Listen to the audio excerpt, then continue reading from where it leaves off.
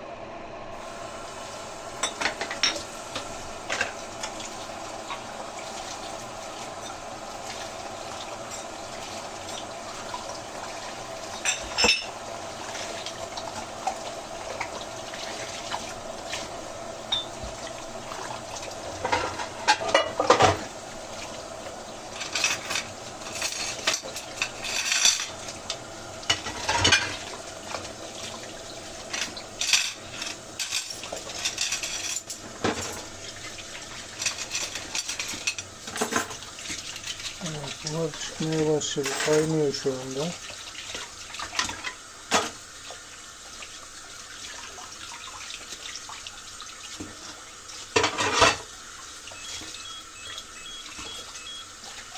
Evet arkadaşlar, kahvemiz hazır. Şimdi köpüklü olmuş mu ona bakacağız. Canım bir yoldan kaynadım, bir yoldan. Azıcıktan kaynadı.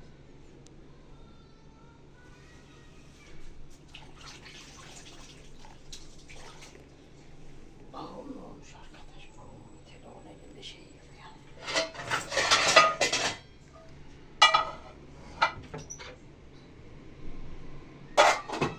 Evet, gayet başarılı arkadaşlar.